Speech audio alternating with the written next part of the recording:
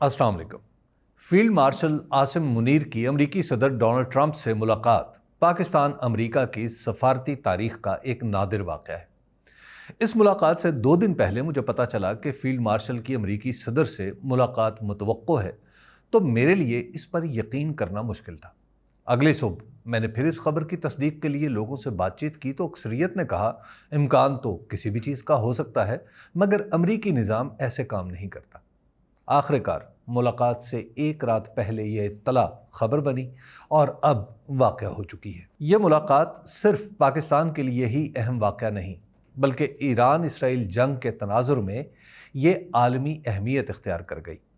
पाकिस्तान में ISPR की तरफ से जारी करदा प्रेस रिलीज़ के मुताबिक इस मुलाकात के मौज़ूआत की तरतीब में पहले मुआशी तरक्की, मादनियात, मसनूई ज़हानत, तवानाई, क्रिप्टो करेंसी और टेक्नोलॉजी आते हैं और फिर ईरान इसराइल मामला है। लेकिन दुनिया की असल दिलचस्पी इसी आखिरी मामले में है। इस मुलाकात के कुछ देर बाद सदर ट्रंप ने सहाफ़ियों से बातचीत की तो उनसे होने वाला सवाल भी इसी बारे में था। इस पर उन्होंने कहा कि पाकिस्तान वाले ईरान को औरों के मुकाबले में ज़्यादा जानते हैं। इस सवाल का जवाब देते हुए उनका अंदाज़ गुफ्तगू मोहतात था। उन्हें बात करते हुए लफ्ज़ तलाश करना पड़ रहे थे। ऐसा मालूम होता था कि ईरान के मामले पर फील्ड मार्शल आसिम मुनीर से उनकी मुलाकात नतीजा खेज नहीं हुई या बातचीत के बाद अमली इक़दामात अभी तय होना बाकी हैं। पाकिस्तान ने ईरान इसराइल जंग पर अभी तक 2 निकाती पॉलिसी अपना रखी है। ईरान के खिलाफ इसराइली जारहियत की मजम्मत और इसराइल के खिलाफ किसी भी सूरत एटमी हथियार इस्तेमाल न करने की यकीन दहानी।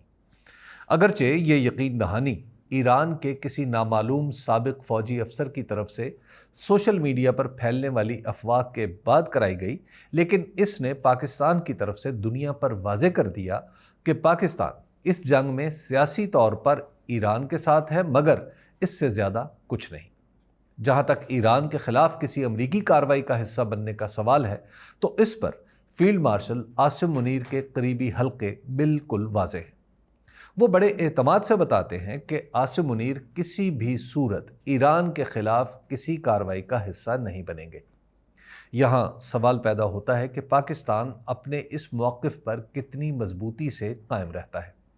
उसकी वजह यह है कि पाकिस्तान ने 1980 की दिहाई में अफ़गानिस्तान पर सोवियत यूनियन की चढ़ाई के खिलाफ अमेरिका के साथ मिलकर जंग लड़ी थी। इस जंग के बाद पाकिस्तान में तकरीबन इत्तफ़ाक़ राय था कि आइंदा ऐसी किसी जंग में हिस्सा नहीं लिया जाएगा, क्योंकि इस जंग के नतीजे में पाकिस्तान में दहशतगर्दी, मनशियात और तशद्दुद को फ़रोग़ मिला। यह जंग में शिरकत की बहुत बड़ी कीमत थी जो आम पाकिस्तानियों को अदा करना पड़ी।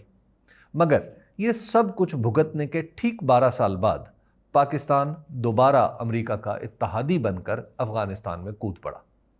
जनरल परवेज़ मुशर्रफ को इस फैसले पर मजबूर करने के लिए भारत ने भी कुछ ऐसे बयानात दिए थे कि वो अमेरिका के साथ मिलकर अफ़गानिस्तान में दहशतगर्दों के ठिकाने ख़त्म करने के लिए तैयार है।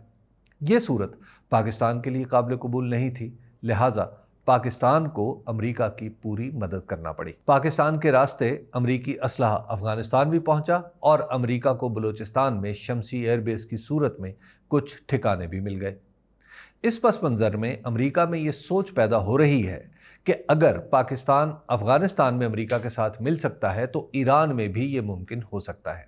लेकिन पाकिस्तान के लिए अफ़गानिस्तान और ईरान की सूरत हाल एक दूसरे के बरअक्स है। उसकी वजह यह है कि ईरान पर पहला हमला इसराइल ने किया है। इसराइल पाकिस्तान की अंदरूनी सियासत में एक नापसंदीदा अंसर है, हत्ता कि पाकिस्तान के पासपोर्ट के ज़रिए इसराइल का सफ़र भी नहीं किया जा सकता। ऐसे में पाकिस्तान के लिए मुमकिन ही नहीं कि वो ईरान के ख़िलाफ़ किसी भी कार्रवाई का अलामती तौर पर भी हिस्सा बन सके। अमरीकी सदर के साथ फील्ड मार्शल आसिम मुनीर की गैर मामूली मुलाकात से जुड़ा हुआ दूसरा सवाल चीन और पाकिस्तान के ताल्लुकात के बारे में है।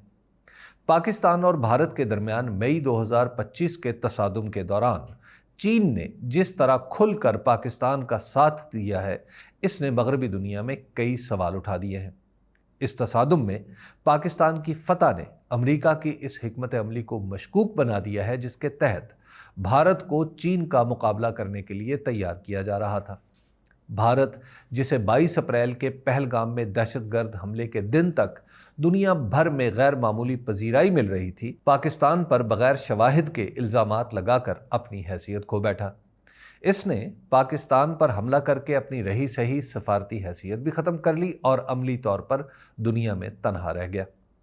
اس تصادم کے بعد بھارت جو خود کو پاکستان سے الگ کر کے دنیا کو دکھا رہا تھا، یکایک اسی جگہ پہنچ گیا جہاں 1998 میں پاکستان کے ایٹمی دھماکوں کے وقت تھا۔ دنیا نے ایک بار پھر بر صغیر کو پاک بھارت تناظر میں دیکھنا شروع کر دیا۔ امریکی پالیسی میں چین ابھی تک ایک حریف قوت ہے۔ اس قوت کے مقابلے کے لیے تیار کیے جانے والے ملک کو پاکستان کی فضائیہ نے چین کی مدد سے شکست دے کر امریکی پالیسی کو بھی دھچکا پہنچایا ہے۔ اس تصادم کے بعد صدر ڈونلڈ ٹرمپ کا فیلڈ مارشل عاصم منیر سے ملنے کا ایک مقصد یہ بھی ہو سکتا ہے کہ اس ملاقات کے ذریعے پاکستان کو چین سے کچھ فاصلے پر دکھایا جا سکے۔ پاکستان کی پوری کوشش ہوگی کہ چین اس ملاقات سے کوئی منفی تاثر نہ لے۔ اس کے لیے آئندہ چند دنوں میں فیلڈ مارشل کو چین کے دورے پر جاتے ہوئے بھی دیکھا جا سکتا ہے۔ امریکہ کے اثرات دنیا کے ہر ملک کی طرح پاکستان کی اندرونی سیاست میں بھی دور رس ہوتے ہیں۔ 11 مئی 2025 کو پاک بھارت سیز فائر کے لیے امریکی وزیر خارجہ مارکو روبیو کا جنرل عاصم منیر کو براہ راست فون یہ ثابت کرنے کے لیے کافی تھا کہ پاکستان میں جنگ اور امن کا حتمی فیصلہ سیاسی حکومت کا نہیں ہے۔ اس فون کال کے 1 مہینہ اور 8 دن بعد فیلڈ مارشل عاصم منیر کا وائٹ ہاؤس میں ہونا واضح کر دیتا ہے کہ امریکی حساب کتاب میں پاکستان کی موجودہ حکومت کتنی غیر مؤثر ہے۔ اس طرح پاکستان میں عمران خان کی بار بار کہی ہوئی اس بات کی تائید بھی ہو گئی ہے کہ موجودہ حکومت بے اختیار ہے۔ اس ملاقات کے بعد عملاً پاکستانی سیاست میں موجودہ حکومتی اتحاد اپنی وقت اور افادیت کھو بیٹھا ہے۔ یہ حکومت اب تک اسٹیبلشمنٹ کے لیے عمران خان کے مقابلے کا کوئی بیانیہ تشکیل دے سکی ہے، نہ فرما برداری کے سوا عملی طور پر کوئی بڑا کام کر سکی ہے۔